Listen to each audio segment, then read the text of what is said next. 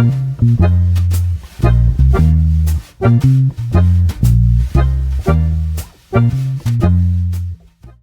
there, my name is Cynthia Schaefer Elliott, and I am an Associate Professor of Hebrew Bible and Archaeology at William Jessup University in Rocklin, California. And I am here to introduce myself, because I will be teaching a class for the Bible for Normal People this coming fall in October. And we will be looking at everyday life in ancient Israel, both using archaeology and the Hebrew Bible. And so I thought I would take a moment to share with you why archaeology is important to biblical studies.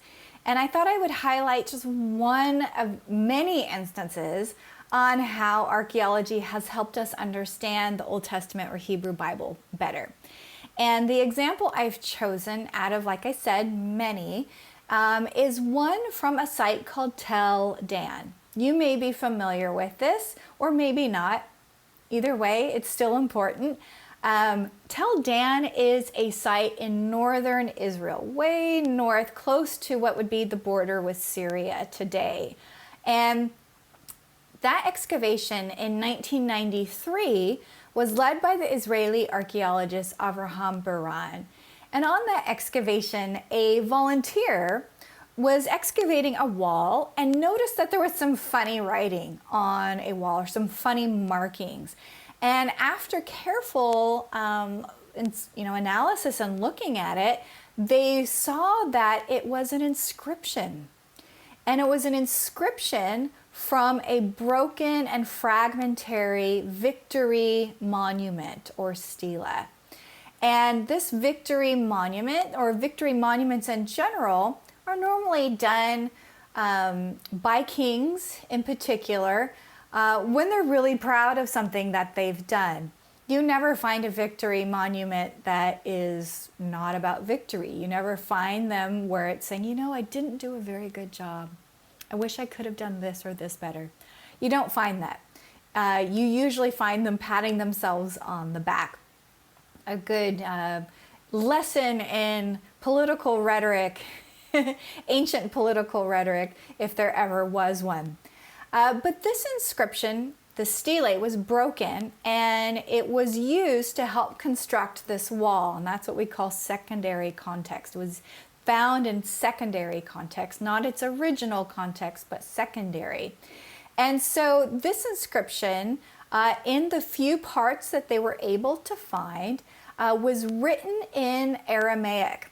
And it was, the story of the victory monument is about an Armenian king, so that would be kind of where Syria is today, where he is boasting about, with the help of his god, Hadad, that he went to battle against both the northern kingdom of Israel and the southern kingdom of Judah, because this is after they split into two separate kingdoms, where he goes to battle against both of them. And he boasts about how badly he beat them.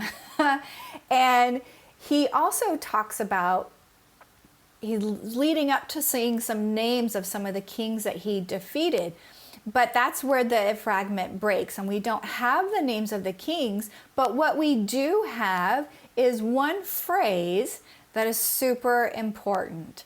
It says House of David, or Beit David. Now, Beit means a literal house.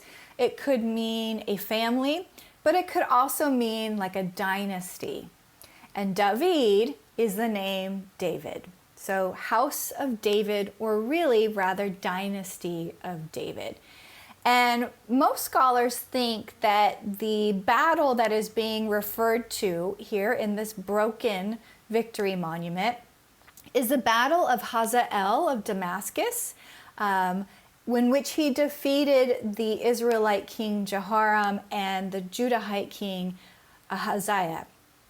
And the reason why this is important, it's not just because it talks about this battle or was found at Tel Dan, but this is important because this is the first and only evidence we have of a guy named David existing, King David, existing outside of the Bible. Yeah.